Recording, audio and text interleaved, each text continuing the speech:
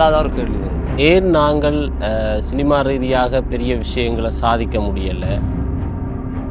ஏன் எங்களுக்கு ஒரு இன்வெஸ்ட்மெண்ட் செய்கிறதுக்கு, ஒரு முதலீட்டை செய்கிறதுக்கு யாருக்கும் நம்பிக்கை இல்லை? ஈழம் சினிமான்றது எப்படி இருக்கணும்? இது வரைக்கும் ஒரு தொழில் முறையாக இங்கே ஒரு இண்டஸ்ட்ரி இல்லை. அதுக்கான காரணம் என்னென்னா, இந்த இனப்பற்றுக்காக முதலிடுறது என்றதாக இருந்தால் உண்மையாக தேவையில்லை. இல்லாத ஒன்றை நாங்கள் புதுசாக செய்ய போகிறது இல்லை. இதை எப்படி ஏற்படுத்துறது? இப்போ திரைப்பாசிரியர் இயக்குனர்களையோ இல்லாட்டி நீங்கள் எப்படி ஒளிப்பதிவு செய்ய போகிறீங்க, உங்களோட க்ரியேட்டிவ் ப்ராசஸ், டைரக்ஷன் சார்ந்த க்ரியேட்டிவ் ப்ராசஸ் ஒன்றுமே நாங்கள் வேலை செய்யலை திரைப்பாசிரியக்குள்ள. பேருக்காக, புகழுக்காக, அல்லது நாங்களும் சினிமா துறையில் இயங்குறோம்ன்றதுக்காக நாங்கள் இதை செயல்படுத்த விரும்பலை. நான் பார்த்தீங்கன்னா சினிமா அப்படின்னு சொல்லும்போது எல்லாருமே தென்னிந்திய சினிமாவை தான் பிரபலப்படுத்தி பேசுவாங்க, பார்ப்பாங்க. இவ்வளோ பேர் வருவாங்களான்றது எனக்கு ஒரு பெரிய ஒரு கேள்விக்குறி தான். கொஞ்சம் பேர் போட்டு அதில் 10 பேரை செலக்ட் பண்ணி இப்படி எடுத்தது அப்படின்ட்டு சொல்லும்போது எனக்கு ஒரு ஆச்சரியமாகவும் இருந்தது. இவ்வளோ பேர் இங்கே சினிமாவில் ஆர்வம் இருக்கிறவங்க இவ்வளோ பேர் இருக்கிறாங்களான்ற ஒரு பெரிய ஒரு ஆச்சரியம். அப்படி சொல்ல போனால் எனக்கு முதலாவது ஒரு கேள்வி வருது. அரங்காலயா ஏன் இந்த ஒர்க் ஷாப் செய்யுது அப்படின்ட்டு. இந்த ஈழத்துக்குள்ளே சினிமா பார்வை இந்த அளவுக்கு இருக்குது அப்படின்ற ஒரு கேள்வி எனக்கு இருந்து கொண்டே இருக்குது. அதையும் தாண்டி அரங்காலயாவுக்கு இதில் என்ன நடக்க போகுது? விஷயம் மீனாக்கட்டு வந்து இவங்க இருந்து ஓகே அவங்கள்ட்ட படிச்சுட்டாங்கன்றாலும் வெளியே போய் என்ன செய்ய போகிறாங்க? இவங்க சினிமா செய்வாங்களா? அந்த திரைப்பாசறையோண்ட செய்கிறதுக்குரிய முழுமையான வளமே எங்கள்கிட்ட இருக்கில்ல. நாங்கள் ஒரு கட்டத்தில் செய்கிறேன்னு முடிவெடுத்தோடனே அரங்காலயாவும் முடிவெடுத்த விஷயம் என்னென்னா, என்ன இருக்கோ அதை கொண்டு நகர்ந்து இதை செஞ்சு முடிக்கணும். எப்படியாவது எங்களோட மனித வலு இருந்தது. அரங்காலயாட்ட நிறைய அவைண்ட மாணவர்களும் சரி, அந்த கலைஞர்களும் இருந்தது. அவைண்ட உடல் உழைப்பில் தான் இந்த ஒரு இடமே உருவாகுது. ஒரு குறுகின காலத்துக்குள்ளே இந்த பாசறையை செய்யணுமெண்டு முழுமையாக அவைகளுக்கு இதில் உழைப்பில்லை இது இல்லைன்ற ஒன்றையும் யோசிக்காமல் நீண்ட காலத்தை ஒரு முதலிட்டு நிறைய பேர் வேலை செஞ்சவர் இந்த இடத்தை உருவாக்கி எடுக்கிறதுக்கு. பலருக்கு தெரியும் ஈழத்து சினிமாவுடைய தேவை மிக முக்கியமானது என்று. இல்லாத ஒன்றை நாங்கள் புதுசாக செய்ய போகிறது இல்லை. எங்களை விட குட்டி குட்டி நாடுகள், எங்களை விட ஏழை நாடுகள் கூட சினிமாவை வெற்றிகரமாக செஞ்சு கொண்டு போயினோம். உண்மையாக சொல்ல போனால் எங்கள்கிட்ட ஏற்கனவே 2 முறை இந்த தொழில்முறையான சினிமா இருந்திருக்கு, அது இல்லாமல் போயிருக்கு. இப்போ திரும்ப கட்டமைக்கிறது எங்களால் இயலாதுன்றது நான் ஏற்றுக்கொள்ளலை. இயலும், அதுக்கான நேரத்தை நாங்கள் போடணும், முயற்சியை போடணும். அதே நேரம் ஸ்ட்ராட்டஜிக்காகவும் ஒர்க் பண்ண வேண்டியிருக்கும். உண்மையாகவே அதில் எங்களோட திறனை விருத்தி செய்ய வேண்டிய தேவை இருக்குது. அதை பிஸ்னஸாகவும் டெவலப் பண்ண வேண்டிய தேவை இருக்குது. அது செய்யும் இடத்துல இது ஒரு இலவான ஒரு அடையக்கூடிய ஒரு இலக்குன்னு தான் நான் நினைக்கிறேன். ஏன் நாங்கள் சினிமா ரீதியாக பெரிய விஷயங்களை சாதிக்க முடியலை, அல்லது பலர் மத்தியில் எங்களுடைய முகங்களை, எங்களுடைய பெயர்களை, எங்களுடைய படைப்புகளை பதிவு செய்ய முடியலைன்றதுக்கு சுவாரஸ்யமான பல சம்பவங்கள் எங்களுக்கு இருக்குது. எங்கள்கிட்ட திறமை இருக்குது, எங்களால் இது செய்ய முடியும் என்று நாங்கள் சொல்லி கொண்டிருக்கிறதால எதுவும் சாத்தியப்பட போவதில்லை. எங்களோட திறமை என்ன என்றதை நாங்கள் இந்த வெளி உலகத்துக்கு காட்ட வேண்டும். சினிமா உலகத்துக்கு நாங்களும் எங்களாலையும் இதை செய்ய முடியும் என்றதை நாங்கள் நிரூபிக்க வேண்டும். எங்களோட திறமை இருக்கின்றதை விட நாங்கள் ஏதோ ஒரு கட்டத்தில் அதை நிரூபிக்க போகத்தான் நாங்கள் இது எங்களுக்கு அதுக்கான கதவுகள் திறக்கும். ஈழத்து சினிமாவில் இருக்கிற பெரிய சவாலே எங்களுக்கு ஒரு இன்வெஸ்ட்மெண்ட் செய்கிறதுக்கு, ஒரு முதலீட்டை செய்கிறதுக்கு யாருக்கும் நம்பிக்கை இல்லை. முதலீட்டாளர்களை சினிமாவுக்குள்ளே இழுக்கிறது என்ற ஒரு விஷயத்தில் முதலீட்டாளர்களுக்கு நாங்கள் லாபத்தை கொடுக்க வேண்டிய ஒரு தேவை இருக்குது. அதே மாதிரி முதலீட்டாளர்கள் எங்களை அடையாளம் காண வேண்டிய தேவை இருக்குது. எங்களைன்னு நான் சொல்கிறது உண்மையாகவே அவை யார்கிட்ட போட்டால் எங்களுக்கு லாபம் வரும் என்று. பேருக்காக, புகழுக்காக, அல்லது நாங்களும் சினிமா துறையில் இயங்குறோம்ன்றதுக்காக நாங்கள் இதை செயல்படுத்த விரும்பலை. எங்களுடைய படைப்பு தொடர்ச்சியாக வெளிவர வேண்டும், அது ஆரோக்கியமான படைப்பாக இருக்க வேண்டும். அந்த படைப்பை கொண்டு வரத்துக்கு எங்களுக்கு முதலீடு தேவை. முதலீட்டவர்களுக்கு அந்த முதலீட்டை நாங்கள் லாபத்தோடு திருப்பி கொடுக்க வேண்டும். ஆகவே அதுக்கானவர்களை தேட வேண்டிய ஒரு சூழ்நிலை நிர்பந்தம் எங்களுக்கு ஏற்பட்டிருக்கு. ஒரு திரைப்பட விநியோகம் என்று சொல்லிக்குள்ள அது நாங்கள் அதை படம் என்றதை விட்டுட்டு அது ஒரு உற்பத்தி என்று வைப்போம். ஒரு டிமாண்ட் கேட்கல தான் அதுக்கு விநியோகிக்கிறதுக்கு ஆக்கள் வேற போயிடும். அப்போ நாங்கள் முதல் கட்டமாக டிமாண்டை க்ரியேட் பண்ணுறது எந்த ஒரு பிஸ்னஸுக்குமே பெரிய சவாலாக தான் இருக்க போகுது. முதலாவது ஸ்டெப் வந்து அந்த அடிப்படையாக ஒரு டிமாண்டை ஈழ சினிமாவுக்கு இப்படி ஏற்படுத்துறதுன்றது தான். அப்போ டிமாண்ட் ஏற்படுத்துறதுக்கு போராடத்தான் வேணும். இப்போ நிறைய பேர் நிறைய வருஷமாக போராடி கொண்டிருக்கணும் ஒரு ஈழ சினிமாவை ஒரு டிமாண்டுக்குரிய ஒரு பிஸ்னஸாக மாற்றுறதுக்கு. அதுண்ட ஒரு தொடர்ச்சியாக தான் நாங்கள் வர்றோம். அதுக்கு பிறகு நாங்கள் போகிற இளம் சந்ததி இப்போ நாங்கள் அவைண்ட எக்ஸ்பீரியன்ஸ்லேருந்து ஒன்று எடுத்துக்கொண்டு முன்னுக்கு நோக்கி போக போகிறோம். இந்த போகிற இடத்துல நாங்கள் இன்னொரு இடத்துல முன்னுக்கு கொண்டே விடுவோம் கட்டாயம். இப்போ நாங்கள் அடையாத இடத்த இன்னொரு டீம் வந்து அடைஞ்சு கொள்ளும். அது நான் இயற்கையாக நடக்கும்னு நான் நினைக்கிறேன். இந்த டிமாண்ட் க்ரியேட் பண்ணுறது தான் எங்களுக்கு டிஸ்ட்ரிபியூட்டர்ஸை சரியாக அந்த படங்களை உலகம் ஃபுல்லாக ஒரு இப்போ உதாரணத்துக்கு ஒரு தென்னிந்திய சினிமா இப்படி ஒரே நாளில் எல்லா இடம் ரிலீஸ் ஆகுது வசூலிக்குது என்ற மாதிரி நாங்களும் அதை ஈஸியாக கட்டமைச்சு கொண்டுருவோம்னு தான் நான் நம்புகிறேன். அரங்காலயா இப்போ ஒரு 2 பாதைகளை தீர்மானித்து வச்சிருந்தது. அரங்க செயற்பாடுகளூடாக சமூகத்தை தரிசிக்கிற ஒரு வேலை திட்டமும், அதே நேரம் இத்துறை சார்ந்து செயற்படுறாக்களை வந்து ஒரு தொழில்முறை கலைஞர்களாக கொண்டு வரது, தொழில்முறை ரீதியாக அவர்களை தொடர்ச்சியாக கலை செயற்பாடுகளில் பங்கு பெற்றதுக்கான ஸ்திரத்தன்மையை உருவாக்குற, பொருளாதார ரீதியாகவும் ஸ்திரத்தன்மையை உருவாக்குற செயற்பாடுகளை நாங்கள் மேற்கொண்டு வந்திருந்தாங்க. அப்படியான ஒரு சூழலில் நாங்கள் ஓரளவுக்கு எங்களை பலப்படுத்தி கொண்டு கட்டமைத்து கொண்டு வளர்ந்து வர நேரத்தில் நாங்கள் சினிமா சார்ந்து சிந்திக்கிறதுக்கான ஒரு வாய்ப்பு கிடைக்கத்தான் இந்த திரைப்பாசறை என்ற ஒரு கரு இளந்திரையன் என்கின்ற நிறுவனத்தோடையும் அரங்காலயாவும் இந்த திரைப்பாசறை என்ற கருவை கட்டமைச்சு கொண்டு வந்தது. ஸ்கூல் முடிச்சதுலேருந்து நிறைய டீமோட நாங்கள் அந்த ஆரம்பத்தில் ஷார்ட் ஃபிலிம்ஸ் அது இதுண்டு போய் வேலை செஞ்சுருக்கிறோம். அப்படி செஞ்ச காலத்துலேருந்து எனக்கு ஒரு விஷயம் மட்டும் உறுத்தி கொண்டிருந்தது, ஒரு நிலையான ஒரு டீம் இருந்ததே இல்லை. இப்போ இது வரைக்கும் ஒரு தொழில் முறையாக இங்கே ஒரு இண்டஸ்ட்ரி இல்லை. அது ஒன்று கட்டியல் போனோம்னா எங்களுக்கு ஒரு பெரும் படம் ஒன்று தேவைப்படுது. அப்படி நிறைய இடங்களில் அடிபட்டு இந்த மனித வள பற்றாக்குறையும் சரி, எங்களுக்கான ஒரு அணி சேரலும் சரி, அது இல்லைன்ற இடத்துல இந்த திரைப்பாசறை என்ற ஒரு யோசனை வந்து அதுக்கான சரியான ஆரம்பமாக இருக்கும்னு நான் யோசித்தேன்.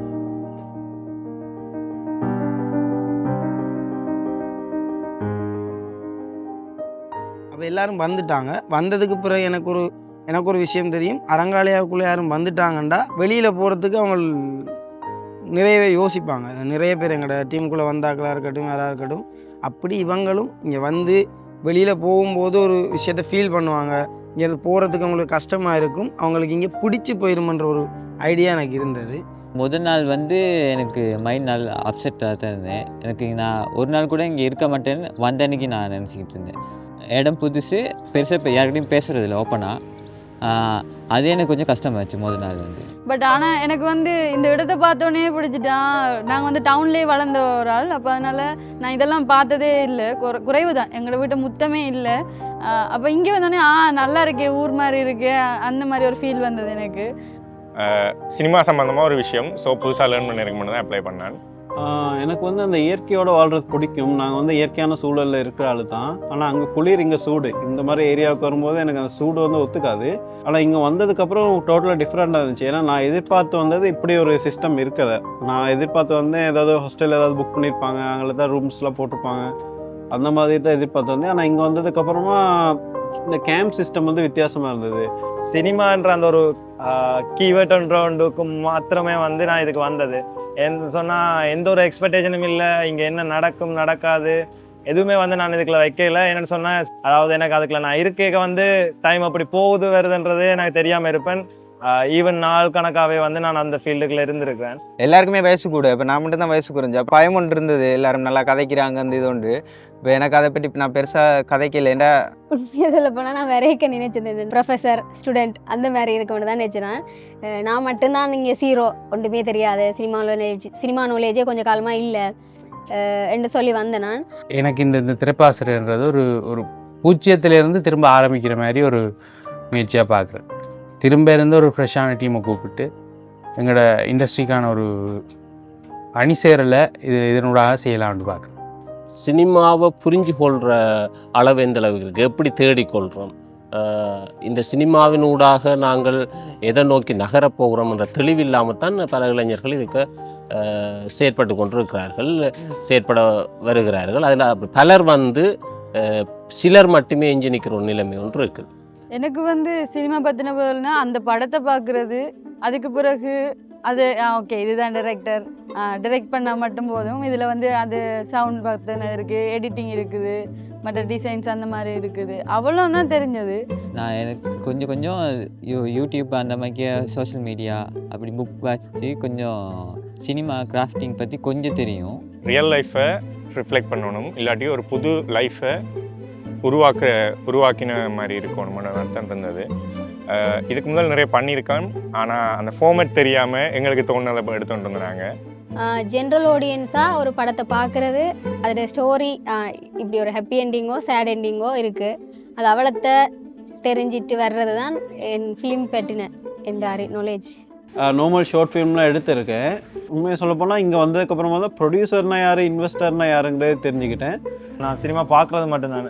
அதை தவிர்த்து வந்து நான் ஷூட்டிங்னு சொல்லி போனது அவ்வளோ பெரிய ப்ரொடக்ஷனும் இல்லை, அவ்வளோ பெரிய விஷயங்களும் இல்லை, நார்மலாக நடக்கக்கூடிய விஷயங்கள் தான் போயிருக்கேன். அதால் எனக்கு அது பெரிய எக்ஸ்பீரியன்ஸ் மாதிரி இல்லை. நான் ஒரு 3 ஃபியூச்சர் ஃபிலிமில் வேலை செஞ்சுருக்கேன். ஆனால் இந்தளவுக்கு ஒரு என்ன சொல்கிறது, சும்மா நார்மலாக 2 தான் வேலை செஞ்சுருக்கேன். அந்தளவுக்கு ஏடியா அப்படி ஒர்க் பண்ணதில்லை, லைட்டிங் டீம் அந்த இதுக்குள்ள மாதிரி தான் வேலை செஞ்சுருக்கேன். இப்போ நான் யோசிச்சேன்னா, இப்போ ஒருத்தரை பற்றி ஒருத்தருக்கு தெரியாது, இவங்க கொஞ்சம் இந்த 15 நாளைக்குள்ளே பெருசாக பழைய ஒரு விஷயத்த ஒண்டா இருந்து செய்வாங்கன்ற போல எனக்கு தெரியல. இந்த திரைப்பாசறைக்கு முதல்லையே நான் நிறைய இந்த பட்டறைகள் மாதிரி, இது பாசறையாக இல்லை, ஒரு பட்டறைகள் மாதிரி நிறைய பிள்ளைகளோட ஒர்க் பண்ணியிருக்கேன். அந்த பட்டறைகளில் எனக்கு இருந்த அனுபவம் என்னென்னா, எல்லாரும் ஒரே மாதிரி நாங்கள் எதிர்பார்க்கல. அது அப்போ இந்த திரைப்பாசறைக்கும் எனக்கு என்னென்னா, யாராவது சும்மா வருவினங்கள் வேறு கேட்டகரியானாக்கள் வரைக்கலாம், பிரச்சனைகள் வரலாம், சமாளித்து தான் போகணுன்ற மாதிரி ஒரு மைண்ட் செட் இருந்தது. ஒரு 2-3 நாள் போனோடனே எனக்கு என்ன விளங்கிச்சேன்டா, நான் இதுக்கு முதல் செஞ்ச பட்டறைகள் மாதிரி இந்த திரைப்பாசறை இல்லைன்றது விளங்கிச்சு. ஒரு உண்மையாகவே ஒரு டீமாக மாறிட்டு நம்மவே. இந்த டீமாக மாறினது வந்து எங்களோட வேலையை சுலபமாக்கிட்டு இல்லை, எங்களுக்கு வேலையை இல்லாமல் செஞ்சுட்டு. இப்போ இந்த இடம் வந்து அவைகளுக்கு ஒரு உரிமை மாதிரி நடந்து கொள்ளேக்கல, நாங்களும் ரிலாக்ஸாக இருக்கக்கூடியதாக இருக்குது.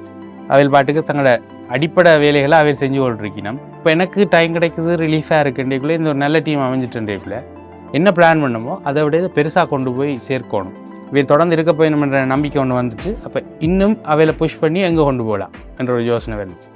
ஆரோக்கியமான படைப்புகளை மட்டும் நாங்கள் ஈழத்து சினிமாவில் இருந்து கொண்டு வரதை விட ஆரோக்கியமான சினிமா பண்பாட்டை உருவாக்க வேண்டிய தேவை இருக்குது. திரைப்பாசறை என்றது ஒரு கூட்டு மனப்பான்மையுடன் செயற்படக்கூடிய ஒரு சினிமா பண்பாட்டை கட்டியமைக்கவும், எங்களுடைய பண்பாட்டுக்குரிய படைப்புகளை உருவாக்குறதுக்கான அந்த சித்தாந்தத்தை புரிஞ்சு கொள்ளவும், இதனூடாக ஒரு சினிமா சார்ந்து இயங்குகின்ற ஒரு வலையமைப்பை உருவாக்குறதும், எதிர்காலத்தில் சினிமா சார்ந்து எதிர்கொள்ளக்கூடிய சவால்களை குறைக்கிறதுமா இருக்குது. நான் நினைக்கிறேன் அது இந்த திரைப்பாசறையில் நாங்கள் அதை அடைஞ்சிருக்கிறோம். அதுக்கான அடிப்படைகள் சிறப்பாக நடைபெற்றிருக்குன்னு நான் நம்புகிறேன்.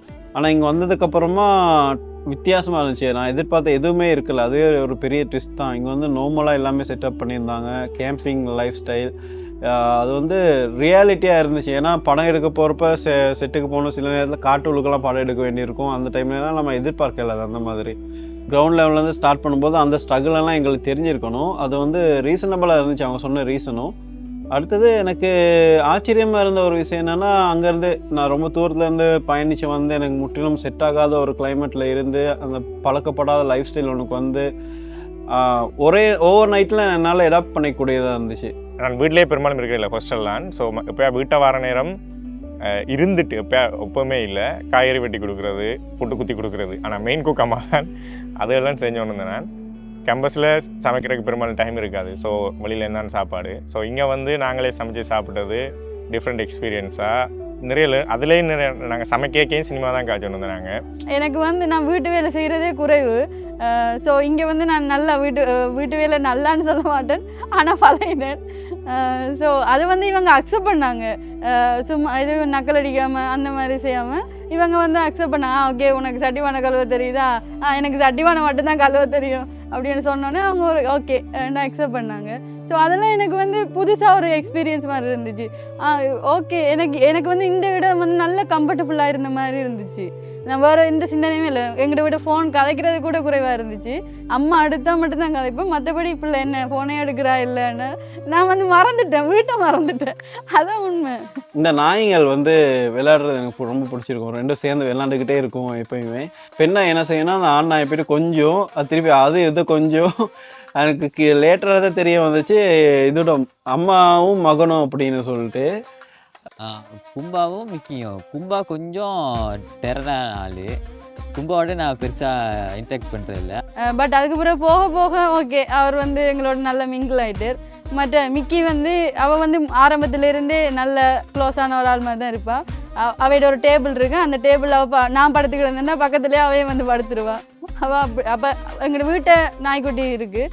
ஸோ அவங்களோட ஞாபகமாக தான் இருக்கும் இவங்களை பார்க்கும்போது. அது ஒரு நல்ல ரிலேஷன்ஷிப் தானே அவங்களுக்கு எனக்கும். அவங்க வந்து என்ன சொல்கிறது, ஸ்டார்டில் வந்து அண்டு நல்லா நின்றவங்க. பிறகு அடுத்த நாள் அவன் கும்பா கடிக்க வந்துட்டான், நான் போய் பாய்ஞ்சி விட்டுட்டேன். அது நல்லா இருக்குது. எங்களோட வீட்டையும் அந்த அப்படியே அது அவங்களுடைய வளர்ந்து வளர்ந்து வளர்ந்து இங்கே வந்து அவங்கள பார்க்குறது நல்லா. ஃபர்ஸ்ட்டுக்கே இங்கே வந்ததுக்கு பிறகு எனக்கு பார்த்தது இந்த இடம் ஃபுல்லாகவே நல்லா பிடிச்சிட்டு, அதுக்கு பிறகு இந்த மாமரம் விளாமரம், எனக்கு மாம்பழம் மாங்காவாக இருக்கிறது அதெல்லாம் நல்ல விருப்பம்.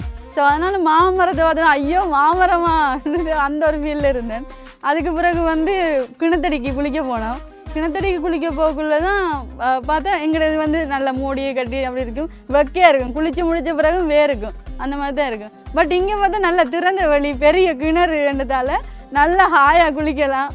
அதில் இருந்துட்டு ஷவரில் இருந்துட்டு இப்படி மேலே பார்க்கக்குள்ளே நல்லா நட்சத்திரமெல்லாம் விளங்கும். அதெல்லாம் பார்த்து ரசிச்சுட்டு இருவேன். ஓகே, என்னோட லைஃப் ஸ்டைல் வந்து ரொம்ப டைட்டான லைஃப் ஸ்டைல். அதாவது ரொம்ப ஸ்ட்ரெஸ்ஸு, ஓவர்லோடு டாஸ்க், நிறைய இதை வந்து நானே மேனேஜ் பண்ணுறேன்.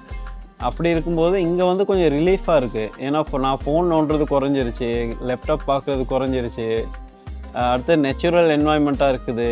அப்போ இங்கே வந்து எனக்கு ரொம்ப பீஸ்ஃபுல்லாக இருக்குது. அடுத்தது இங்கே இருக்க இன்னொரு பெனிஃபிட் என்னென்னா, எனக்கு பிடிச்ச விளாம்பழம் வந்து இங்கே சும்மா தரையிலேயே கிடக்குது. நார்மலாக வந்து இப்போ நீங்கள் பழைய காலத்தில் ஓரளவு ஒரு 10 வருஷம் 15 வருஷத்துக்கு முதல் வந்து ஒரு யாழ்ப்பாணம் அல்லது வடமானர் இருக்கிற ஒரு வீடுகளுக்குள்ள நீங்கள் போயிருந்தீங்கன்னு சொன்னால், ஒரு குறிப்பிட்ட தகரத்தால் அடைச்ச வீடு, ஒரு தகரத்தால் குறிப்பிட்ட கல்லுகளை மட்டுமே வச்சு கட்டின குசுனி அண்டு அந்த கிச்சனுக்குள்ள குறிப்பிட்ட விஷயங்கள் மட்டும்தான் இருக்கும். இப்போ இருக்கிற மாதிரி மோடர்னான எந்த ஒரு விஷயமே வந்து இருக்காத வீடெல்லாம் நீங்கள் பார்த்துருப்பீங்க. எக்ஸாக்ட் அந்த விஷயம் தான் இங்கேயும் இருக்குது. அது எப்படின்னு சொன்னால், எங்களுக்கு ஆகலை நாங்கள் ரிச் அல்லது ஆகலை நாங்கள் குறிப்பிட்ட விஷயங்கள் வந்து எங்கள்கிட்ட எல்லாமே இருக்குதுன்றக்கு வந்து ஒரு கம்ஃபர்ட் ஜோன் இருக்குது தானே. ஸோ அந்த கம்ஃபர்ட் ஜோனில் இருந்து கொஞ்சம் குறைவாக தான் இருக்குது, பட் அது நல்லா இருக்குது. ஸோ அது நல்லா இருக்குன்றது வந்து எங்களுக்கு தேவையான விஷயத்துக்கு நாங்கள் ஃபோக்கஸ்டாக போகிறதுக்கு இது வந்து சப்போர்ட் பண்ணுதுன்னு சொல்லி நான் நம்புகிறேன். ஸோ கட்டாயம் வந்து இப்போ இந்த லைஃப் ஸ்டைலுன்றது வந்து இங்கே இருக்கிற அந்த ஒரு ஆர்கிடெக்சர் அல்லது இங்கே இருக்கிற ஒரு கட்டமைப்புகள், இங்கே இருக்கிற மரங்கள் எல்லாமே வந்து எங்களுக்கு படிக்கிறதுக்கோ சரி எங்களோட டிஸ்கஷனுக்கோ வந்து அவ்வளோத்துக்கு சப்போர்ட் பண்ணுதுன்னு தான் சொல்லுவேன். இது எப்படின்னு சொன்னால், நீங்கள் ஒரு குறிப்பிட்ட விஷயத்தை ஃபோக்கஸ்டாக வந்து செய்ய இருக்கிறீங்கன்னு சொன்னால், அல்லது குறிப்பிட்ட விஷயத்தில் ஒரு குறிப்பிட்ட காலம் ஃபோக்கஸ்டாக இருக்கிறீங்கன்னு சொன்னால், உங்களுக்கு சூழலே வந்து சப்போர்ட் பண்ணுமன்றது வந்து இந்த ஒரு கருதுகோள் மாதிரி. ஸோ அதுதான் இங்கே நடக்குது. இப்போ மரங்கள், ஈவன் இங்கே இருக்கிற நாய் பூனைகள், அந்த இங்கே இருக்கிற மிருகங்களோ சரி எல்லாமே வந்து அவ்வளோ சப்போர்ட்டாக இருக்கும். ஆக்களை தாண்டி குறிப்பிட்ட சூழல், குறிப்பிட்ட சமூகம், குறிப்பிட்ட என்வாயன்மெண்ட்டே வந்து உங்களுக்கு ஒரு அவ்வளோத்துக்கு சப்போர்ட்டிவாக இருக்கும். இங்கே இருக்க அதுதான் எனக்கு ஃபீலாக இருக்குது. அண்ட் எல்லாருமே சேர்ந்துருந்து சமைக்கிறது அது எல்லாமே ஒரு ஃபன்னாக இருந்துச்சு. அண்ட் இப்போ நான் வந்து இப்போ ஒவ்வொரு இதாக இருக்கட்டும், நான் புவியண்ணா, ரூபண்ணா, மகளண்ணா, அப்படி ஒவ்வொருத்தரோடையும் பைக்கில் எங்கேயாச்சும் போயக்குள்ளேயோ இல்லை கடைக்கு போயக்குள்ளேயோ கேட்பேன், அண்ணா இந்த ஸ்டோரி நல்லா இருக்காண்டா. அவங்க எனக்கு ஒரு பர்சனல் அட்வைஸ் பண்ணுவாங்க, ஓ இது நல்லா இருக்குடா, நீ வேறு மாதிரி ட்ரை பண்ணிப்பார், இது உண்மையாக பெஸ்ட்டாக இருக்குது. அந்த மாதிரி ஒரு சப்போர்ட் எப்பயுமே ஒரு மோட்டிவேஷனாக தான் இருந்தாங்க. இப்போ என்னென்னா, இங்கே கேர்ள்ஸ் பாய்ஸ் எல்லாம் ஒன்றா இருக்காங்க. அதுதான் முக்கியமான இது. ஏன்னா சிலவங்க வீட்டில் கேர்ள்ஸ் பாய்ஸோட தங்குறதுக்கு விடுறதில்ல. ஆனால் இங்கே எல்லாம் டிசிப்ளினாக ஒழுங்காக யாரும் இப்படின்னா குறை சொல்லிக்கிட்டோ ஒரு முகம் சொல்லிச்சே நான் யாரையும் கண்டதில்லை. சந்தோஷமான லைஃப் ஸ்டைல் தான். நாங்கள் சமைக்க போயிடுவோம். உங்களுக்கு வந்து ஒரு 12 மணி 11 மணி 11:30 வந்து முடிச்சுடுவாங்க விடிய செஷன். ஸோ அது முடித்தவொடனே வந்து சமைக்க போவோம். சமைக்க போயிட்டு காரி வெட்டுறது தான், இல்லை சட்டிவனை கழுவுறது தான், இல்லை சோறு வைக்கிறது தான் விஷயமானு சொன்னால் அது மட்டும் இருக்காது. சமைச்சு கொண்டே வந்து இதே டிஸ்கஷன் அங்கே போயிட்டுருக்கோம். ஸோ எப்படின்னு சொன்னால், விடிய நாங்கள் ஒரு 6 மணிக்கு கிளம்புறோம்னு சொன்னால், நாங்கள் படுக்க எப்போ போகிறோமோ அந்த டைம் மட்டுமே வந்து சினிமான்ற மட்டும்தான் இதுக்குள்ளே இருக்க போகுது. ஸோ அது வந்து ஒரு 15 நாள்ன்றது வந்து உண்மையிலே வந்து இப்போ ஒரு லெக்சர், ஒரு டியூஷன் சொல்லி இருக்க வந்து இப்படி 8 மணிக்கு போகிறோம், 12 மணிக்கு வரோம், 12க்கு திருப்பி பிரேக் விடுவாங்க, திருப்பி 1 மணிக்கு போகிறோம், 4 மணிக்கு வரோம், முடிஞ்சது ஒரு 8 மணி தேலம் 9 மணி தேலத்தோட. இது எப்படின்னு சொன்னால் நாங்கள் இப்படி 6 மணிக்கு கிளம்புறோம், கிட்டத்தட்ட ஒரு 10 மணி 11 மணி 12 மணி மட்டுமே வந்து டிஸ்கஷன் போகிற நாட்களும் இருக்குது. ஸோ இது 15 நாளான்னு சொல்லி கேட்டிங்கன்னு சொன்னால் நாங்கள் 15 நாளில் 8 மணி தேலமாக போகிறத தாண்டி எக்கச்சக்க மனத்தியாலம் வந்து நாங்கள் இதுக்கெல்லாம் சினிமான்றதுக்கு மட்டும் ஒதுக்குறோம். ஸோ அதுதான் இங்கே நடக்குது, அதுதான் இதுக்கான ஒரு அவ்வளோ சக்ஸஸுக்காக வந்து இருக்குமன்றதை வந்து நான் நிச்சயப்படுத்தி சொல்லக்கூடிய மாதிரி இருக்குது. இப்போ திரைப்பாசிரியர் வந்து இயக்குனர்களையோ இல்லாட்டி நீங்கள் எப்படி ஒளிப்பதிவு செய்ய போகிறீங்க, உங்களோட க்ரியேட்டிவ் ப்ராசஸ் டைரக்ஷன் சார்ந்த க்ரியேட்டிவ் ப்ராசஸ் ஒன்றுமே நாங்கள் வேலை செய்யலை. இந்த திரைப்பாசிரியருக்குள்ளே நாங்கள் ஒர்க் பண்ணது 2 விஷயம். ஒன்று திரைக்கதை, இன்னொன்று தயாரிப்பு பொறிமுறை, எப்படி ஒரு ப்ரொடக்ஷன் ரன் ஆகும், அதில் என்னென்ன சேலஞ்சஸ் இருக்குது. உண்மையாகவே தயாரிப்புன்றதே அடிப்படையில் ஒரு ப்ராப்ளம் சால்விங் விஷயந்தான் நான் நினைக்கிறேன். இப்போ நாங்கள் திரைக்கதையையும் தயாரிப்பையும் பற்றி மட்டும்தான் இதில் கூடுதலாக கதைச்சிருக்கிறோம். அதுக்கான காரணம் என்னென்னா, நாங்கள் அடிப்படையில் எங்கள்கிட்ட நிறைய வளங்கள் குறைவாக இருந்தாலும் எங்களோட திரைக்கதை என்ற எழுதுகிற அந்த ஸ்கில் வந்து தனிப்பட்ட மனிதர்கள் சார்ந்தது. அதை வளர்த்துக்கொள்ள முடிஞ்ச அளவுக்கு. அதே மாதிரி முதலீடு குறைஞ்ச விஷயம் வந்து எழுத்து, பொருள் முதலீடு குறைஞ்சது எழுத்து. இப்போ அதில் முடிஞ்ச அளவுக்கு எங்களோட முதலீட்டை கூட்ட முடிகிற ஒரு இடம் வந்து திரைக்கதை இப்போதைக்கு எங்களுக்கு. 2வது விஷயம், தயாரிப்பாளர் என்ற ஒரு ஆள் ஈழ சினிமாவில் இன்னும் உருவாக இல்லை. முதலீட்டாளர்கள் தான் கூடுதலாக தயாரிப்பாளர் என்ற பெயரை போட்டுக்கொள்கிறேன். உண்மையாகவே ஒரு படத்தை தயாரிக்கிற பொறுமுறை அறிஞ்ச ஆக்கள் இன்னும் உருவாகி வரையில்லை. அந்த தயாரிப்பாளர்கள் உருவாகும்போது கட்டாயம் திரைக்கதையில் வந்து அடிப்படையான ஒரு அறிவு உள்ள ஆகலாம் உருவாகும். சரியான முக்கியமாக நினைக்கிறேன். ஒரு தயாரிப்பாளருக்கு ஒரு திரைக்கதையை வாசித்து அதை அசஸ் பண்ண தெரியும், அதை பற்றின ஆழமான ஒரு நாலேஜ் இருக்கும் பட்சத்தில் தான் ஒரு ஆரோக்கியமான சினிமா இங்கே வந்து உருவாகும். அதனால தான் இந்த திரைப்பாசிரியை அது 2ஐயும் மட்டும்தான் நாங்கள் ஃபோக்கஸ் பண்ணோம். இப்போ ஸ்கிரிப்டுன்னு எடுக்கும்போது ஸ்கிரிப்டுக்குள்ளேயே நாங்கள் வந்து ஃபஸ்ட்டுக்கே லொக்லைன் என்ற ஒரு விஷயத்தை தெரிஞ்சுக்கொண்டேன். முதல்ல ஆரம்பத்தில் வந்து நான் கஷ்டப்பட்டேன். லொக்லைன் என்னடா இது, எப்படிடா இதை செய்ய போகிறோம், அப்படி ஒரு எல்லாருமே மண்டையை போட்டு குழப்பிட்டு இருந்தேன் நான். பட் அதுக்கு பிறகு போக ஓகே இதுதான் நான் லொக்லைன் அந்த ஒரு இதுக்கு மைண்ட் செட்டுக்கு வந்துட்டு. சாதாரணமாக கதைகள் வந்து எனக்கு இன்ஸ்பிரேஷன் ஸ்டோரிஸ்லாம் இருந்துச்சு. பட் அதை ஸ்க்ரீன் பிளேயாக மாற்றி ஆடியன்ஸுக்கு கொண்டு போய்ட்டு அதை ரசிக்கிற விதமாக கொடுக்குறது எப்படிங்கிறத பற்றின புரிதல் எனக்கு அறவே இருக்கலைன்னு தான் சொல்லணும். இங்கே வந்ததுக்கப்புறமா தான் அதை எப்படி அந்த 3 ஆக்ட் சிஸ்டமில் வந்து வேர்ல்ட் பில்டிங்கில் இருந்து அப்படியே அதை கொண்டு போய் கிளைமேக்ஸ் வரைக்கும் கொண்டு போய் அந்த எண்டிங் வருது, இடையில சோபட்டுங்கிற அந்த கான்செப்ட் கொண்டு வருது. அப்புறமா அந்த நம்ம கொடுக்குற எதுவுமே கருத்து திணிப்பாக இருக்கக்கூடாது, எல்லாமே கதைக்கு முக்கியத்துவம் உள்ளது தான் கதையில் காட்டணும், அதை எப்படி காட்டணும், அதெல்லாம் வந்து எப்படி செய்கிறது அப்படிங்கிறது அதுக்கப்புறமா தான் தெரிஞ்சுக்கிட்டேன். அதுக்கு முன்னாடி எனக்கு அதை பற்றின புரிதல் கொஞ்சம் கூட இருக்கலை. உண்மையாகவே நான் ஸ்கிரிப்ட்ன்ற ஒரு விஷயத்துக்காக தான் வந்தேன். நான் மெயின் எனக்கு ஸ்கிரிப்ட் நான் ஏதோ எழுதுறேன், அதை வந்து எப்படி கொஞ்சம் ஸ்டோரி அபில் பண்ணி ஸ்கிரிப்ட் ஆகுறதுன்னு தான். ஆனால் அதுக்கு மேலே நான் இப்போ வேர்ல்ட் பில்ட் பண்ணுறதுலேருந்து இந்த ட்ரீட்மெண்ட் எழுதுறதுலேருந்து அந்த விஷயங்கள் எல்லாம் நிறைய இப்போ நான் இனி வெளியே போயிட்டு கட்டாயம் எழுதுவேன். ஆனால் எழுதியக்கா நான் எழுதுகிற எல்லா ஸ்டோரிஸ்லேயுமே வந்து இந்த அதை சொல்லி தந்த எல்லா செக்ஷன்ஸுமே பர்ஃபெக்டாக இருக்கணுமெண்டு நினைப்பேன். அதை விட நான் இங்கேருந்து வரைக்கும் வந்த அந்த 0 இப்போ அந்த என்னென்னு சொல்கிறது ஃபுல்ஃபில்லாக இருக்குது. நான் இங்கேருந்து போயக்குள்ளே ஒரு நல்ல ஸ்டோரி எழுதலுமோ, அதுக்குரிய அந்த டீமை மேக் பண்ணுறது, இந்த கம்யூனிகேஷன் ஸ்கில்ஸ் அதெல்லாம் நிறைய நான் லேர்ன் பண்ணியிருக்கேன். அதை தான் வெளியே போய் செய்ய போகிறேன். என் ஃப்யூச்சர் பிளான் வந்து இன்னமும் ப்ரொடக்ஷன் ஃபீல்டுக்குள்ளே வந்து நான் ஃபுல்லாகவே படித்து கொள்ளணும், ஃபிலிம் ப்ரொடக்ஷன் ஃபுல்லாக படிக்கணும்ன்றது தான் என் கோல். ஸோ இது வந்து எனக்கு ஒரு நல்ல ஒரு சான்ஸ் தரப்போது சினிமா பட்டரை. என்னென்னு சொன்னால் நாங்கள் என்னென்ன செஞ்சோம்ன்றதை ஒரு மூவியாக எடுக்கலாம்னு ஒரு பிளான் பண்ணோம். அதில் வந்து என்ன தான் வந்து ப்ரொடியூசராக போட்டிருக்காங்க. நான் வந்து மைண்டால் நல்லா ஃபிக்ஸ் ஆகிட்டேன். ஓகே நம்ம இந்த வேலையை எப்படியாவது செய்யணும், ஒவ்வொரு ஆக்கள்கிட்டையுமே இது செய்வோம் அவங்களும் எனக்கு நிறையவே ஐடியா தராங்க. நான் அதை வச்சுக்கொண்டு ஓகே நான் இதை வந்து நல்லாவே கோஆர்டினேட் பண்ண போகிறேன் ஒரு மைண்ட் செட்டுக்கு நான் வந்துட்டேன். அதுக்கு நிறைய ஐடியாஸ் வந்து இன்னமும் எடுத்துக்கொண்டு இருக்கேன். மெயினான விஷயம் வந்து இந்த 3rd act 2nd act 1st act சொல்கிறேன். அந்த கிராஃப் வந்து இங்கே மட்டும்தான் நான் அதை படித்தேன்னா அதை பற்றி தெரிஞ்சோன்றது வந்து இங்கே தான். ஸோ அதில் ஆழமாகவே நான் இங்கே தெரிஞ்சு கொள்ளக்கூடிய மாதிரி இருந்ததுக்கு ரீசன் வந்து இளந்திரையனா தான். ஏன்னு சொன்னால் அது இந்த ப்ராக்டிக்கலாக நாங்கள் அந்த கதைகளை எப்படி பார்க்கணும், அந்த ப்ராக்டிக்கலாக அந்த கதைகளுக்கு என்னென்ன விஷயங்கள் இருக்குது, அந்த விஷயங்கள்ல எங்களுக்கு தேவையான கொஷனுக்கு ஆன்சர் எல்லாமே இருக்குதான்றது எல்லாத்தையுமே பார்க்க வச்சது அவர் தான். வரும்போது அவங்களுக்கு நிறைய பேருக்கு கூச்ச சுபாவம் இருந்தது. அதில் நிறைய பேருக்கு இப்போ அது கொஞ்சம் நிறையவே குறைஞ்சிருக்கு. அவங்க ஒரு விஷயத்தை போல்டாக கதைக்கிறாங்க, டீமோட எவ்வளவுக்கு அந்யோன்யமாக இருக்கிறாங்கன்ற விஷயமெல்லாம் எனக்கு இதை இப்படியும் ஒரு டீம் வந்தது, அவங்க 0வில் வந்து இந்தளவுக்கு வளர்ந்துருக்காங்க, அவங்களுக்கு பெருசாக கூச்சம் இருந்தது. இப்போ அதெல்லாம் எதுக்குமே இல்லை, ஒரு ஃப்ரெண்ட்ஸ் மாதிரியே இருக்காங்க எங்களோட சேர்ந்து. எனக்கு வந்து நான் வீட்டில் இருக்கும்போது கொஞ்சம் ஒரே வீட்டுக்குள்ளேயே இருக்கிறதால என்னவோ தெரியலை, ஃப்ரெண்ட்ஸோட நான் பெருசாக கதைக்கிறதில்ல. அதோட வீட்டை எப்போ பார்த்தாலும் கோவிச்சிட்டு அந்த மாதிரி தான் இருப்பேன். பட் இங்கே வந்து நான் வந்து சிரிக்கிறதும் இவங்களோட கதைக்கிறதும் அது வந்து எனக்கு நல்ல மனசுக்கும் சரி என் மைண்டுக்கும் சரி நல்ல ஃப்ரெஷ்ஷான ஒரு விஷயமா இருக்குது. அதோட வந்து நான் இவங்கள்ட்ட நிறைய விஷயத்தை ஷேர் பண்ணுறேன். இவங்க சுற்றி எல்லாருமே இருக்கிறது வந்து எனக்கு ஏதோ சப்போர்ட்டிவாக எல்லாருமே இருக்கிறாங்கன்ற மாதிரி ஒரு ஃபீல் தருது. பட் அது வந்து எங்களோட ஊரில் வந்து அந்தளவுக்கு சினிமாவில் இன்ட்ரெஸ்ட் காட்டுற கேர்ள்ஸாக இருக்கட்டும், இப்போ பாய்ஸ்னாலும் அந்தளவுக்கு டச்சில் இல்லை யாருமே. இங்கே வந்து நான் இவங்களோட வந்து ஃபுல் டைமாகவே சினிமா பற்றி தான் எதை எடுத்தாலுமே சினிமாவை பற்றி தான் நாங்கள் கழிச்சு கொண்டே இருக்கிறோம். அது வந்து எனக்கு நல்ல ஒரு இது தருது. ஓகே, எனக்கு ஒரு மோட்டிவேட் மாதிரி இருக்குது. ஓகே, என்னாலேயும் முடியும், இந்த ஃபீல்டுக்கு நான் வந்து ஓகே நான் இந்த ஃபீல்டு சம்மந்தமாக நான் படிக்கலாம் என்ற ஒரு இதை தந்துட்டு இருக்குது எனக்கு. பிறகு அது அப்படியே ஒரு டே பை டே போக ஒரு 2-3 நாள் எல்லாருமே நல்ல க்ளோஸ் ஆகிட்டாங்க. நல்ல ஒரு வீட்டில் இருக்க மாதிரி ஒரு பாண்டிங் ஒன்று, பிரதர் சிஸ்டர் அந்த மாதிரி ஒரு பாண்டிங் ஒன்று கிடச்சிச்சு. இங்கே நிறைய ஃப்ரெண்ட்ஸ் கிடைச்சாங்க. எல்லாருமே ஒவ்வொரு ஃபீல்டில் ஸ்பெஷலாக இருக்கிறார்கள். எல்லாருக்குமே ஒரே மைண்ட் செட் சினிமா.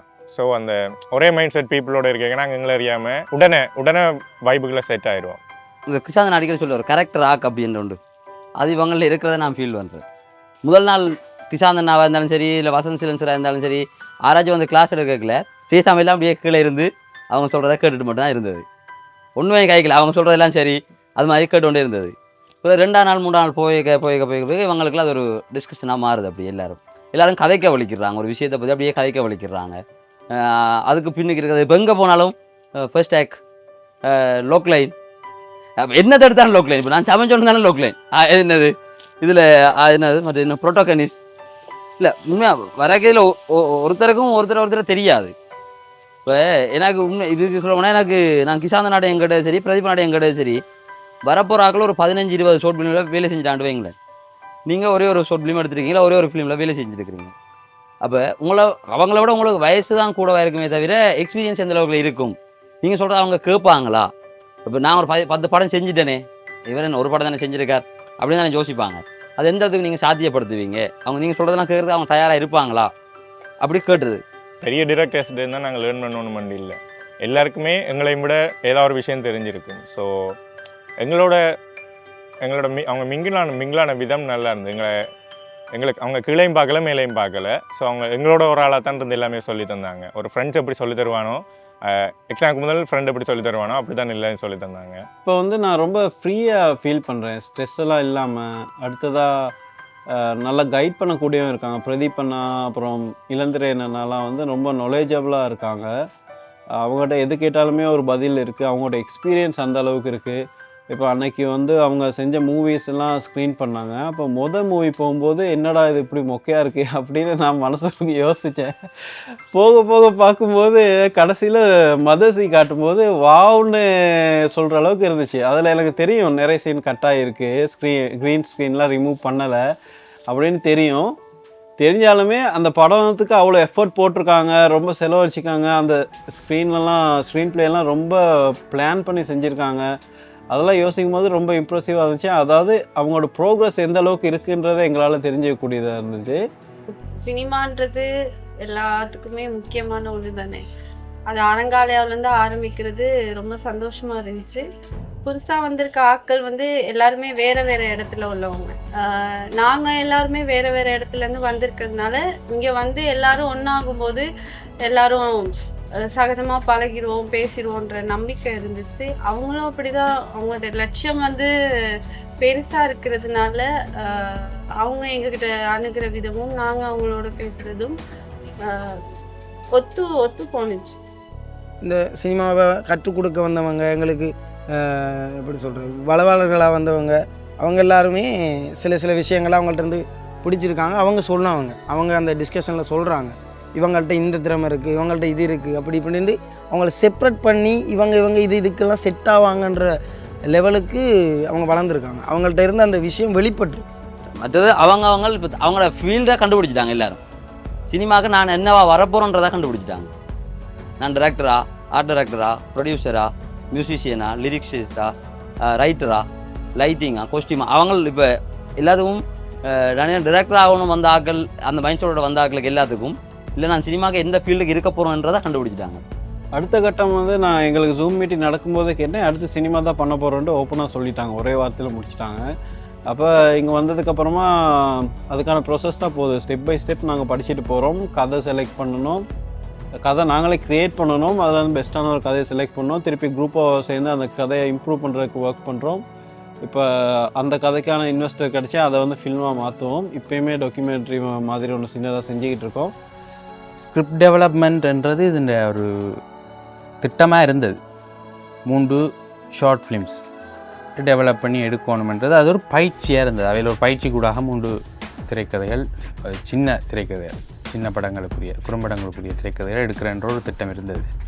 பயிற்சிகள் போய்கொண்டிருக்கீங்களே டெவலப் ஆன ஸ்கிரிப்ட் வந்து ஒரு ஃபீச்சர் ஃபிலிமுக்குரிய ஒரு இயல்போடையே வந்துட்டு, அந்த டைம்லைன் வரக்கூடிய ஒரு இயல்போட ஒரு கதை ஒன்று வந்துட்டு, அது பிளான் பண்ணி செய்யலை. நான் ஷார்ட்டாக தான் யோசித்து கொண்டுறோன்னு யோசிச்சு நான் வந்ததுக்கு பிறகு அது எங்களுக்கு உண்மையாகவே இப்போ இருக்கிற நிலைமைகளில் இந்த எங்களோட லேண்ட்ஸ்கேப்புக்கு ஈஸியாக ஷூட் பண்ணக்கூடிய இந்த அரங்காலய வளாகத்துக்கிட்டே முக்கால்வாசி விஷயங்களை முடிக்கக்கூடிய ஒரு ஸ்டோரியாகவும் சரியான ஆழமான ஒரு கண்டென்ட் உள்ள ஒரு கதையாகவும் அது ஒன்று உருவாயிட்டு.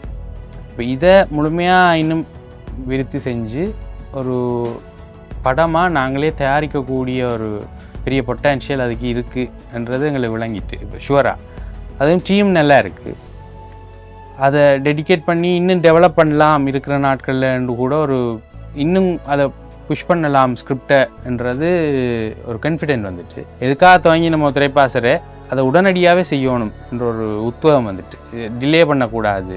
அந்த உத்வேகம் தொய்கிறதுக்கு உள்ள இது அடுத்த கட்டத்துக்கு இது நகரணும் என்று நான் யோசிக்கிறேன்.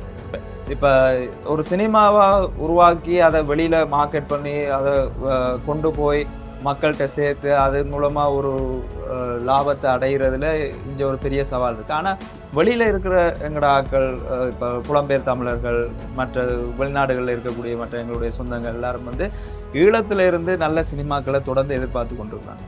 எங்களுக்கு எங்களோட நிலத்துக்கு தேவையான ஒரு ஸ்கிரிப்ட் ஒன்று வந்திருக்குது. இந்த ஸ்கிரிப்டுக்கு செயல் வடிவம் கொடுக்கணும், இதை ஒரு திரைப்படமாக எடுக்க வேணும், இந்த திரைப்படத்தை உலக மக்களிடத்தில் உலகளாவிய ரீதியில் இதை கொண்டு போகணும்னு ஒரு பெரும் எதிர்பார்ப்பு இருக்குது. இந்த திரைப்பாசரை ஆரம்பிக்கிறதுக்கான ஒரு காரணமே நாங்கள் எத்தனையோ வருடங்களுக்கு முந்தை ஒரு 10 வருடம் எடுக்குது சினிமாவை எங்களுக்கு புரிஞ்சு கொள்ள. நாங்கள் ப்ராக்டிக்கலாக அதில் ஈடுபட்டு அதில் அடி வாங்கி அதில் பல தடவை சறுக்கி விழுந்து எழுந்து இதை கண்டுபிடிக்கிறதுக்கு. அது நடக்காமல் இப்போ வர இந்த இளந்தலைமுறையாவது அதை சரியாக கொண்டு போகணுமென்ற ஒரு நோக்கத்தை அடிப்படையாக வச்சு தான் இந்த திரைப்பாசலையை நாங்கள் தொடங்கினாங்க. அந்த நோக்கம் சரியாக நிறைவேறி இருக்குது.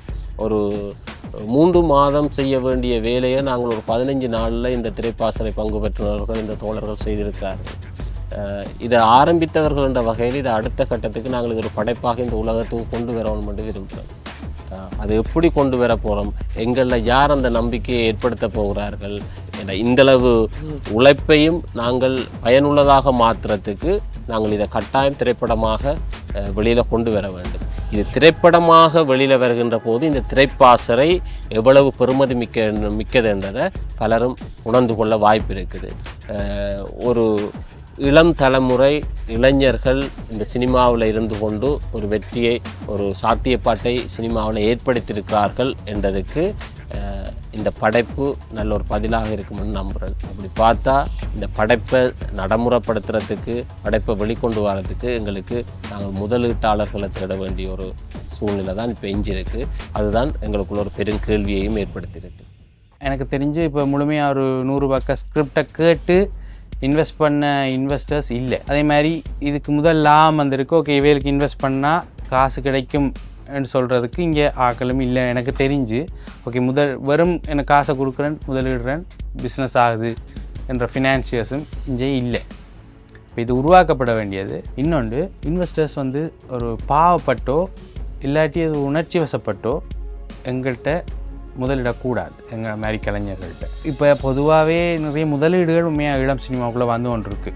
சின்ன சின்ன முதலீடுகளாக நிறைய வந்திருக்கு. ஆனால் பொதுவாக கூடுதலான ஆட்கள் இது ஒரு சப்போர்ட்டாவோ ஒரு எங்களோட கலைஞர்களுக்கான ஊக்குவிப்பாவோ இப்படியான ஒரு மனநிலையில் இருந்தால் செய்யணும். இல்லாட்டி தனிப்பட்ட ஏதாவது வேறு ஏதாவது நோக்கங்களோடையே செய்யணும். உண்மையாகவே கலைஞர்களுக்கு சப்போர்ட் பண்ணுறதுன்றது உண்மையாக தேவையில்லை. எங்கள்கிட்ட கண்டென்ட் இருக்காண்டு செக் பண்ணுங்கள், அது சரியா ஓகே, இல்லைன்னா கடந்து போகும். இல்லைன்னு சொல்லிவிட்டு அடுத்த கட்டத்துக்கு போகலாம். சிம்பத்தியை தாண்டி இந்த இனப்பற்றுக்காக முதலிடுறது என்றதாக இருந்தால் உண்மையாகவே இந்த ஆர்ட் ஃபார்மை படிச்சுட்டு முதலிடுறது நல்லது. படித்து கொஞ்சம் அறிஞ்சு கொண்டு இல்லாட்டி அதை படித்தாக்களை கூட சேர்த்து ஒரு நிறுவனமயப்படுத்தி அது ஒரு வர்த்தக வெற்றியை அடைய வைக்கிறது தான் நிரந்தரமான ஒரு தீர்வாக இருக்கும். தற்காலிகமாக ஒரு ப்ராஜெக்ட்டுக்கு சப்போர்ட் பண்ணிட்டு போயிட்டீங்கன்னா அந்த ஒரு ப்ராஜெக்ட் தான் நீங்களும் செய்வீங்க, அந்த கலைஞர்களுக்கும் அதுக்கு பிறகு ஒரு ப்ராஜெக்ட் தான் இருக்கும். அதுக்கு பதிலாக சரியான ஒரு கட்டமைப்பில் இது ஒரு ஆர்ட் ஃபார்மாக டெவலப் பண்ணணுமெண்டா, இது வர்த்தக வெற்றிக்கு போகணுமென்றால் சரியான படைப்பாளிகளை முதலீடுகளை நீங்கள் இனங்காணுங்க. அதுக்கு எஸ்ஸா நோவான்னு சொல்லுங்கள். நாங்கள் எப்படியான படைப்பொன்றை எதிர்பார்க்குறோம், எப்படியான படைப்பு, எப்படியான கலைஞர்களை இந்த சினிமாக்குள்ளால் உருவாக்க காத்திருக்கிறோம்ன்றது தான் நீங்கள் உள்ள மிக முக்கியமான விஷயம். முதல் இந்த ரூட்டட் ஃபிலிம்ஸ் என்ற ஐடியாலஜி எனக்கு அவ்வளோண்டு விளங்கல. இப்போ தான் அந்த ரூட்டட் ஃபிலிம் ஐடியாலஜி அதோட இம்பார்ட்டன்ஸ் நிறைய விளங்கிச்சு. ஈழம் சினிமான்றது எப்படி இருக்கணும் என்ற கேள்விக்கின்ற விட வந்து சரியான எளிமையானது. ஒரு கேரள சினிமா கேரள மனிதர்களை பற்றி இருக்குது, ஒரு கொரியன் சினிமா கொரியன் மனிதர்களை பற்றி இருக்குது. அது அவன் கல்ச்சர் அதில் வருது, அவன் ரூட்லேருந்து அந்த கதைகளை எடுக்கிறோம், அவையில் நாங்கள் உணர்றோம் ஏதோ ஒன்று அந்த தனித்துவம் வந்து அவன் படத்தில் தெரியுது. எளிமையாக எங்களோட மனிதர்கள் எங்களோட படத்தில் தெரியணும், எங்களோட மனிதர்களை பற்றினதாக எங்களோட படங்கள் இருக்கணும், எங்களோட நிலத்தை பற்றினதாக எங்களோட படம் இருக்கணும். அது இல்லாத இடத்துல அதை நாங்கள் ஈழ சினிமாண்டி சொல்லலாம்.